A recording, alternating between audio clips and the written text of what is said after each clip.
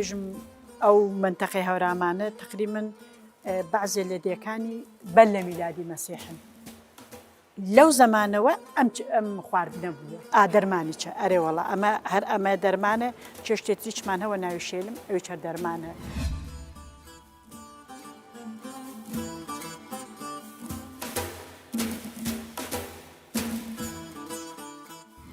ڕاوچەکان بە گۆشتی کەرۆش دەچون ڕاویان دەکرد و کەریۆشکیان دەهێنا بە گۆشتی کەرۆشک ساز دەکرا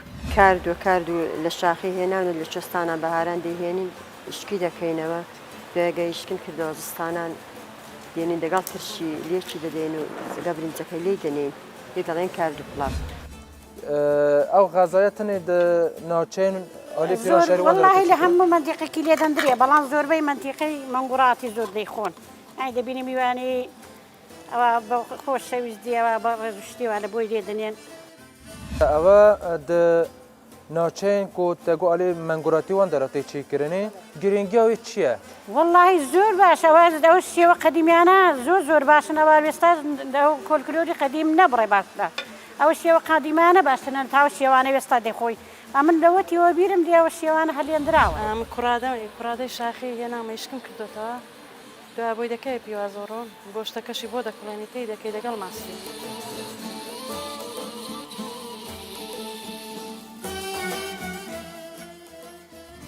بورانی مندێک و بەهۆرە ئەم چەند لە منتەقەمە چیۆی هەی تینەن دۆنێنەوە بۆ زستانێ لەگەڵ نوک لەگەڵ برنج. هەر لەسەر vê mijarê axo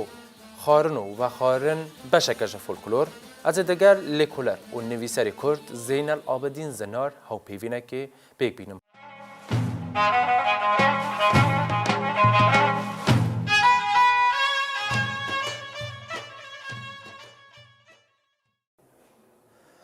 لەسەر بەرنامەیە xwarinê me hejmarek jinên ku yên deverên cuda yên Rojhilatê Kurdistanê ne li vir komkirine ku xwarinên cuda çêkirine her yek ji wan xwarinên cuda yên devera xwe çêkirine û em ê îro li ser xwarinê wan biaxivin ka bizanin ew xwarinane çawa têne çêkirin û çi tiştek tewlî wan xwarinane dibe û bizanin ka dîrûka van xwarinane çende ye û kengî hatine di nav folklora Kurdî de û xwe di nav folklora Kurdî de cih girtine. Hûn jî bi me re bin.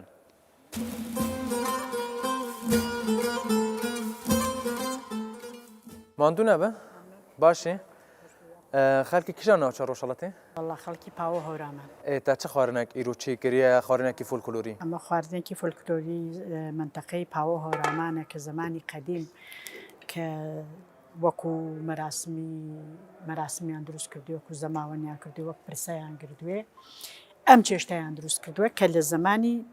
بێژم میلادەوە ئەم ئینە بووە هەتا ئیستێچە لە دەورەی هەتا ئیستێچە لە پاوە جژنەکانی قوروان و ڕەمەزان لە ماڵی شێخەکانە سۆحی زوو ئەمەی دروست دەکەن بەخشێکن و لە مردمەکەی. ناوی خواردنێت چییە؟ ناوی ئەو خواردنە هەم پێی دەڵێن گەنمڵین هەم پێی دەڵێن کەشکەک ئەس لە حەساوەکەی پێی دەڵێن کەشکەک. تنی دەدەوەرن ئەوەختە ئەمە هەورامان و وان ئالیانە چێکردن؟ ئەمە لە ناوچە هەورامان ئەمەیان دروست کردووە ئەمە بۆ مەراسمەکان و کە ئەمە گەنمە و نۆکە و ئێسکە گۆشتی تێ دەکەی زمانی قەیم سەرروپێکیان تێ کرد ولی من خۆم چووکە خۆشمە لە سەرروپێم تێ نەکرد. باشە تو نزانی مەسەران چ دەمێکی وە هاتیە دنەوە میژووە کوردان بۆ دەڵێن ئەمە حەد زمانی قەدیم وگەکە لە بێژم ئەو منتەقەی هەورامانە تقریباً بەعزێ لە دێکانی بەل لە میلادی مەسیحن لەو زەمانەوە ئەم خواردنە بووە. ئەم خواردنە بوو ئەمە خواردنێکی سبزی و تشتی سەوزی تێەکەین مەسڵەن یەن چیایی؟ ئەنی مەسڵ لە منتەقی خۆمان دەڵێن هەزوێ و شویت و نەعناو هەروە بێت و نەوعێتی سەوزی کێوەکانمانە ئەوچی پێژین هەزوێ کێویشی تێدەین بۆ تامو بۆی پیاز و سیری تێ دەکەین بۆ سوور دەکەین و لەگەڵ سەوزیەکە دەکەنە ناو چێشتەکە هاتنی جوورێک خواردن چێکرا یا جوورەکەدن شەیە؟ ئەم جۆرێکی تریچم هاورگە ئەمە ئەدی ئەوە چییە بۆ بینەران سەری ڕاکە بنانی مێزا بکەن بزانن کا چییە؟ ئەمە پێ دەڵێن دۆینە چەرینێکی زمانی قەدیمە ئەمە بۆ نەخۆشیەکان وەکو بۆ سەرماخۆردەگی و گرانە تاو ئەمانە ئەمە هەر لە زستانانە ئەم چێشتیان دروست کردگە بە خاتری ئەوەی کە ئینە یعنی ئەو شەروەک وێ ئەمیشە هەر قەدیم دار قەدیم بووگە بژم لە دەورەی میلادۆ بووگە هەتا ئێستا ئەو تشتی دەتێ ئەمە دۆیەکەی هەست دەکەینەوە وەختە دەیکڵێنن بڕێشی تێدەکەن دەینێنە بەر تاوێ وشکی دەکەینەوە زستانانی تێرینی لێن دەنێن دەکەن بە چێشت و ئەمە دەڵێن چێشتی نەزانەوە چی پێ دەڵێن خواردنی دروست دەکەین ئەمە فرەتر بۆ سەرماخۆردەگی و بۆ یعنی بلیوێک و خواردنێکی خۆشە دەرمانێکە دەرمانیچە ئەرێوەڵە ئەمە هەر ئەمە دەرمانە چێشتێتی چمانەوە ناوی شێلم ئەوی چەر دەرمانە هەر بۆ ئەو دەورەی نەخۆشیانە فرەتر ئستفادەی لەکراوە گەلێک سپاس.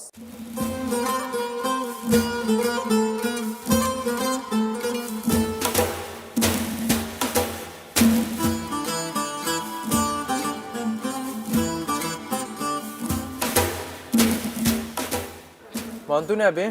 کام بزانن تا ئیرۆ بۆ بینەران چێکیریەک و مێزە بکەن بزانن چ تێدا هەیە من سەنگە سیرم دروست کردووە تۆ خەڵکی کشان ناوچەی ڕۆژهەڵاتی خەڵکی دەوروبەری مهاباتم خەڵکی دەوروبەری مەهاباتی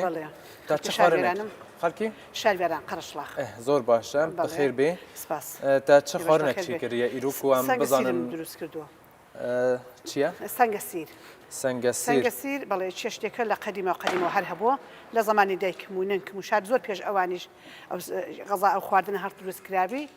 زەوتم کە خواردن دروست دەکرا ژنە قەدیمیەکان کە ننکم و دایکم و لەوانش قەدیمتر ساچیان دەکرد ڕاوچەکان بە گۆشتی کەرۆش دەسون ڕاویان دەکرد و کەروێشکیان دەهێنا بە گۆشتی کەرۆشک ساز دەکرا ئەگە کەروێشکیش نەبا بە قاسیا بە قەل دروستیان دەکرد ئەو گۆشتەکەی بوو شتەکەی دیکەش کە تێم کردووە نیسکم تێکردو نۆکم تێکردو برنجم تێکردو حەسلی مایە ئەو خواردنەش وانەکە کەشکە بەڵێ کەشکم لێدا یانێ ئەوە تەنێ ناوچەین دۆربەری مەهابەت وانەکە تقریبان بۆ منتیقەی بۆ کریان هەمووی دەگرێتەوە شار لە هەموو شوێنەکان ساز هەموو لە خواردنە بەڵێ خواردنە دروست دەکرێت لە دەوروبەری زۆر باشە ئەوە گرنگی چییە وەکو فۆلکلۆرێکی وەکو خواردنێکی فۆلکلۆری گرنگیای زیادە چییە؟ ناڵم خواردنێکی زۆر خۆش بووە هەموو کەسەر پێی خۆش بوو خواردنێکی زۆر بەڵام چۆن نەخەر خواردنێک بووە مەسەلەن جێگای هەموو ڕەزامەندی هەموو کەس بووە کە مەزان کەسە خواردنی پێ خۆش بووە لە هەموو ماڵەکان دروست کراوە بە تایبەتی خواردنێکی زستانیە دەستاندا دروست کرا نەخێرەمە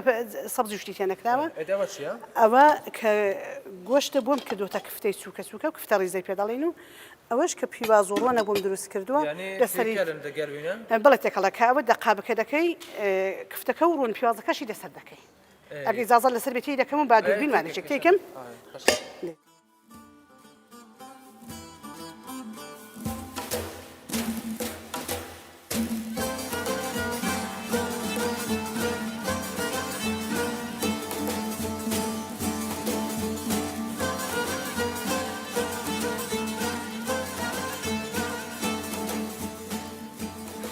ئەوەش دەبێت لەسەر دەکەوانە؟ بەڵێ بۆ تەزئینی سەری ئەو خواردنە بۆ پیواز و ڕۆن و بەوەیەوە دەخورێ گۆشتی کیروش کشتی کردی؟ نەخێر ئەمە گۆشت بەداخل لێرە گۆشتێک ڕشک لە شوێ بیان و ناوەڵە ئەمن بە گۆشتی مریشک دروستم کردو کاکەی هەنجە باش لێلە ئەو خواردنە ڕەزامەندی هەموو کەسی بەڵێ دەوەرە مکرێنە؟ بەڵێ دەوروبەری مکریان باوەڕ ناکەم هیچ کەس بڵێ ئەمن ئەو سەنگە سیرم پێ خۆشنێ و نایخۆم باوەڕ نەکەم زمانەکانی تازە دەگەنیە بەداخەوە زۆر شتی تەبیعی خۆماڵیان پێ کوردەواریان پێ خۆش نییە یعنی ئەوها نەها شتێ چێکردن زێدە تێ چێکردن یان لاواز بووە چۆن نەخێ لاواز نەبوو ئەلحانیش هەر هەیە ناڵم شار لە زۆربەی ماڵەکان بڵم جوانەکان بڵام من بەهۆی ئەوەیە چون کەشکی شێدەکرێ ڕخمان جۆم لێ بۆ لە بەعزە کەسێک دەڵا کەشێک بۆنی دێ سەنگەسیر بە خاتری کەشێک ناخۆین دەنە سەنگەسیر خواردنێک نییە کەس بڵام پێ بخۆش نییە بله تماشانین هیجا او خارنا کو باجی لیلای چکریه جیره دبیجن سنگسیر او مخابن به صدم نبونا گوشت کیروش کی گوشت مرش کی تکریه چون که دبی او غذایه او خارنه گوشت کیروش کی تیده به تیکل به طعمه کی خوشیده لی نبونا کیروش کی هم بیجن گوشت مرش کی تکریه تولی هاو کریه لی دیسانجی از باورم خارنه کی گرگ خوشه از لسر باوری ما کن هونج حتما دمال خواهد چی بکن او خارنه که گلک خواشه بلانی بربلا با همون نوچین کردستانی جی لخوا بگیرم اما هر دیسا هنه با یک دن جوان جنان کو خارن چیکره کنم بزنن خارنی ویچنم بیا ماندو نبی بخیر هاتی سر چوان تا چه غذایی که فولکلوری ایرو چیکریه کوم نشانی تماشاوان این هیجا بدن کو اوجی بزنن خارن فولکلوری خوش هنه بەڵێ کارد و پلاوم ساس کردو ئەوڕۆ چ تشتە؟ کارد و پلاو زۆر باشە تا چ تێکەل کردە چ تشت تاولی هەو کردە؟ کارد و لە شاخی هێناون لە چۆستانە بەهاران دەهێنین شکی دەکەینەوە دوێگەیشکن کردەوە زستانان دێنین دەگەڵ ترشی لێکی دەدەین و زگە برنجەکەی لێ دەنین لێ دەڵێن کارد و پلاو ئەم خارنە دەکشان ناوچەین ڕۆژ هەڵاتی دە تێچیکردن وەڵڵای ئەو خواردنە لە منتیقەیم لەوێ زۆرتر ئەوە لەوێ دەخوری لە کشان منتەقی؟ پیرانشار پیرانشار بەڵێ زۆر باشە باشە ئەوە تو نکاری بێژی کا دیروکاوی کەنگیە مێژووە کەنگی بووە کەنگی هاتیە لەوێ منتەقی دەچیکردنە وەڵڵای زۆر قەدیمەوە هەر هەبوو کاردو یعنی قەدیم بە بووە مۆیەوانە؟ زۆر باشە تو نکاری بێژی مەسەرەن گرنگیاوێ لە چ دەیە لە چ دەنینە بۆ چ دەبە بۆ چ نابە ئەوە وڵای بۆ داوەت و شتی ئەوە بۆ داوەتی بۆوانە بەکاریان دەهێنا بۆ میوانداری زۆر باشە کا خارنێکی تێکە بڵانی بینەرژی مێزە بکەن هەمزانە کاچیە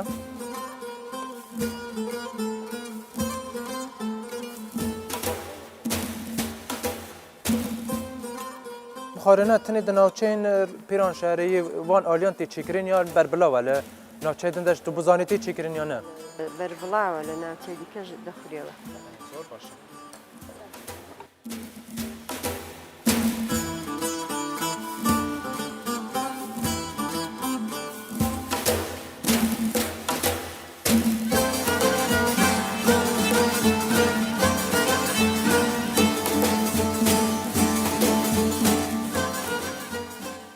بله ام هاتنا با یک گلوان جنیدنی که ام بزنن او خالکی کی داریا و چه خارنک چه کریه ماندو نبی؟ سپاس دکم باشی؟ دیاره تو گلگ ماندو بی؟ تو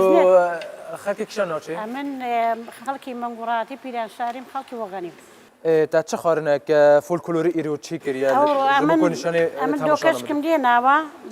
دو کشک دو کشک گرم کتاوم دی تکردوا نوکم تکردوا دو یکم تکردوا شانی کباب و رونی پیوازی زرستا بسر دادکیم او غذایتنی د ناوچین آلی پیرانشاری والله لهم منطقه کلیه دندریه بلان زور بی منطقه منگوراتی زور دیخون ای دبینی میوانی او خوش سویز دی او برزشتی و بوی دیدنین تا چه تشتک تیکل کریه زیده تر چه تشتک چیوهی تا تیکل کریه نالم گرم کتاوا دی نوکا دویا شانی کبابی چوکس ایوا با گوشت حیوانی لیدنی بلام گوشت حیوانی نبود شانی کباب بود درست کرد زور باشه اوا د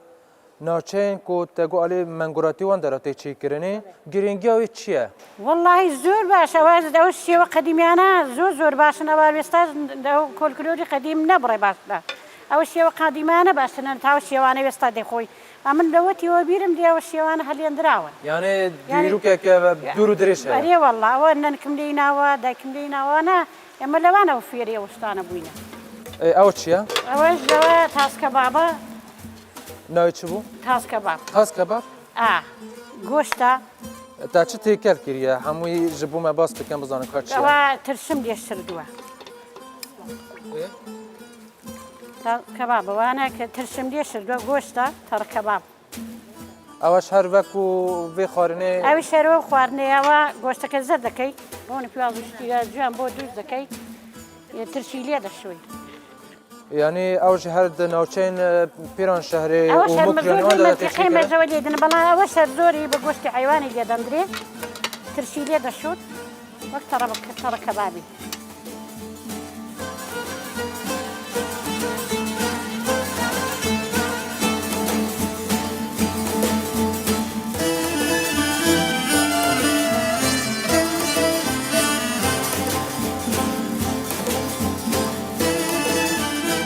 بله تماشاگران هیجا هر وسا کو و میزه کرد ام یک به یک هاتن ملسر خارن وان آخاتن کرد او پرسیار کرد او اوانجی به جوانی باز کرد اما یک جوان جنین کو هر بخاجی جلوبرگ فولکلوری لبر کریه اما هاتن لجن ویجی ماندو نبی بخیر هاتی سپاس بجی نویت چیه کاڵێ تو خلکی کشان دورا روشالت کردستانی خەڵکی مهاباتە خەڵکی مەهابەتە. مهاباتە لەدایک بوومە تا ایرو چه خارنک چی کریه بو ویکو تو نشانه تماشا نام بدی میش بربەسێڵم چا کردووە بربسیل بربەسێڵ بربەسێڵم چا کردووە خواردنێکی بربسیل خارنکی قدیمه یعنی تو نزانی دیرو کاوی و میجوی دیگری تا لەوەتی وە بیرم دێ ئەو بربەسێڵە قەدیمە هەلیاننا بۆ میوانان و یعنی بۆ میوان هاتۆ بۆیان چا کردووە زور باشه تا چه تی کریه کام بزانه به چه پیک هاتی او خانم کوڕادەی شاخی هێنامە یشکم کردوتەوە دوای بۆی دەکەی پیوازۆڕۆن گۆشتەکەشی بۆ دەکڵێنی تی دەکەی دەگەڵ ماستی یعنی او کرادل یا ین کو بهاران لچیاتینن حشک تکن اون تا تی کر کریه لە شاخی دێنین شکی دەکەینەوە دستانان زۆرتر دستانانەوەی بو وەکو خارنێکی فۆلکلۆریە گرنگی چییە ئەو گرنگیەوەی زۆر غەزایەکی خۆشە زۆر خۆشە بربەسێڵ لە قەدیمەوە هەلیانناوە مەسەن بۆ میوانی زۆر گەورە هاتوونە بربەسێڵیان بۆ چاکردوونە هیوا گۆشتی حیوانی تێدەکا گسکی تێدەکەن مریشکی تێدەکەن ئەوە زۆر باشە غەزایەکی خۆشە هەموو کەس لێ دەنێت یعنی ئەو خارنە نەهاژی تێ چیکردن ئێستاش بەڵێ چاکی دەکەین لاواز نەبووە نا زۆر باشە کا هەندێکی بکە لەوێ قابێدا یاش لەوێ قابێدام بزانت چییە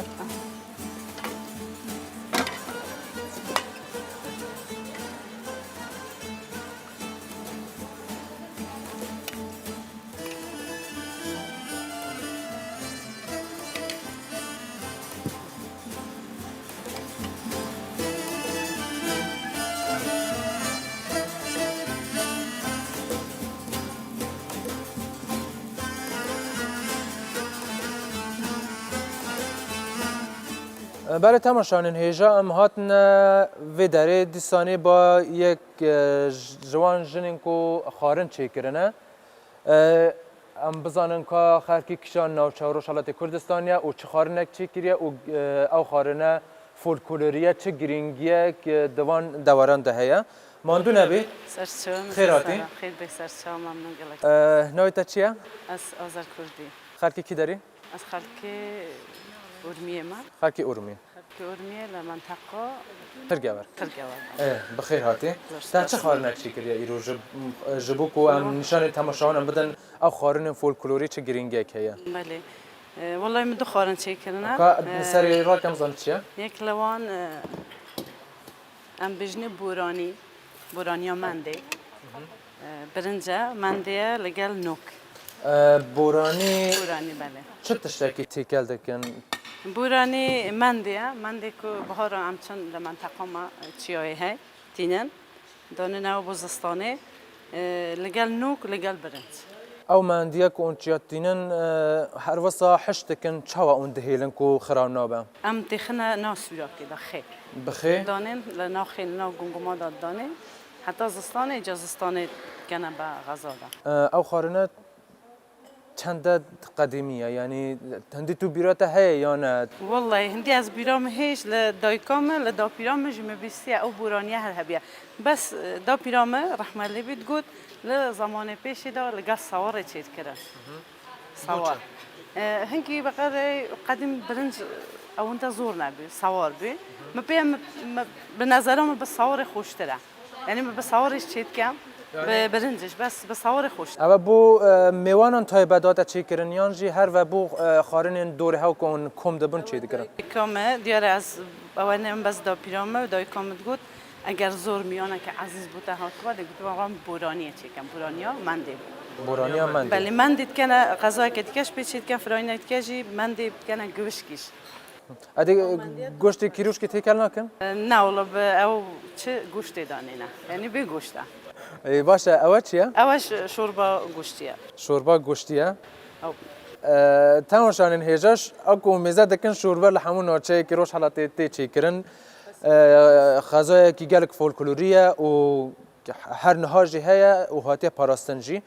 او شوربه چی و چی تی کر کریم او شوربایا دیاره خوی او شوربایا به قیله تدا چی کرن قیله بهارا مثلا بعضت کجنه کنه کلینت کنه قدلیت مازنده و قدلیت آخدا تلگرم بوزستانه بیده قیله شوربه قیلیه بس لیره قیله چنه محبه گوشته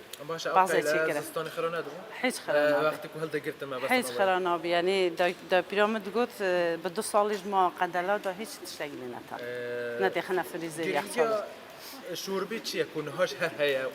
چی دکن والله شوربه بنونه بیش مثلا گوشتی تدای نوکی تیدا سیوکی تیدا هر که تامینه که های شوربه خوشه یعنی بخصوص بو بتمنه یعنی انسان بتمن زور کیف بده زور باشه دست ورنه شماندونه بن کو خارنن جوان چی کرنه هموش خارنن فولکلورینه تماشانن هجا هر وقت کو اون میزه دکن او خارنانه همو یک به یک ددمن گلک قدیم آن کوان بجن شدمن بری و هر او هاتنه او گهشتنه نفشانه ها او نفشانه ها جی به وی آوایی چی دکه او همو جی خارنین سبزی و پنجار و تشتین چیایی تیدنه هر وقت و درمان جی دکارن بکار بینن چونکه اون پنجاره بخوان شوازه که لدرمانه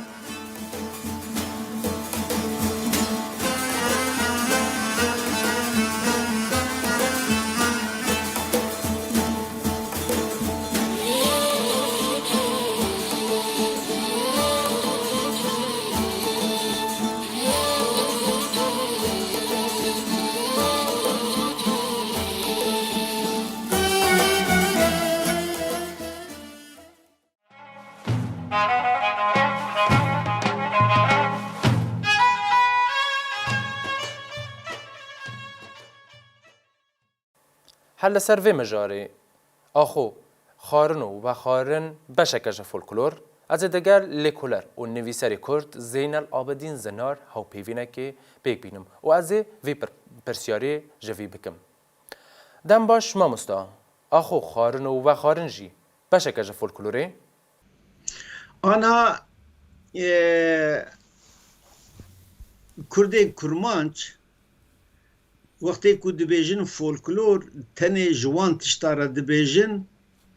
که بدفکی تی گوتن وک مثلا چیرو گوتنی پیشیا استران کلام پایزوک باجی لاوک پیکنوک خوشبیجه لاوجه تشتی و هاره تی گوتنه لیبلی اف کردین که جهری ما سورانه که جوانه دیجن سورانی او همو کلو پلین کو تکیلیا وان بجیانا مروفان رهنه جوان رجی دویجن فولکلور مثلا او آلتی کو مرف پی کار دکه جوان رجی دویجن فولکلور جلو برگی کو مرف الخوت که جوان رجی دویجن فولکلور خوارن وکی دن جوان رجی دویجن فولکلور خوارن پر گرینگه د جیانا مروفان در نتنه یا کردا چونکو جیان بخوارنه تی دوماندن اگر اموی بشک جی فولکلوری قبول بکن ام مجبورن بیجن کو بشا هری گرینگ جبو مروفان خوارنه و خوارنا کردیه ایجار از بحثا هنک بحثا خوارنا کردی بکم خوارنا کردی دولمندیه که پر مازن تیده هیه هنه خوارنه کردی هنه به 1000 سالان درکتنا حوله و هیجی بردوام نهاجی وکا دروژه ویدنه و روژانه تینه بکار آنین مثلا مهیر شوربه خوارنا کاده پیچک سوار و گوشت اوانا که به هزار ساله بری درکتنه چمکی ده همو چیروک کردی ده از دبینم کو دولمندیه که پر مزن یا مطبخ کردی هیه او جی سوار و گوشت بپرانی جبونا میوانا لی خوارنا روژانه کو کرد وک مالباتی چیدکن دسری ده شوربه پر گرینگه مهیر پر گرینگه و کتلک پر گرینگه حتی گلک چیروک جی لسر کتلک هنه لسر آپراخ هنه اوی کو پلی میوا گوشت و برنج یانجی ساوار تخن ناوی دپیچن دپجینن دخون اینجار امتکارن استکارن وی بیجم خوارن پر گرینگ جبونا انسانا اگه کو ام خوارنه جی بشش فولکلورا خو قبول بکن گلک ام بیجن بشهری گرینگ جی اوه جی فولکلورا کردی بله تماشانو بینرین هیجا هر وک ویلیام جان تایمز نویسر بریتانیایی سال 1846 د کووارا آتینیوم دجی بحثا فولکلور گریه نوبری د کووارا آتینیوم دجی نویسیه فولکلور تشتین وکی ویجا نویسکی ویجا دوکی سحر و همو تشتین کون لخاد گره کو وسایه خارن و خارجی بشکه ج فولکلوری کو وسایه نتوا کرد گلی کرد یکش دولمندترین نتوین آرامگرتی لذا گروسیده یا و خودی فولکلوره کی گلکی کوناره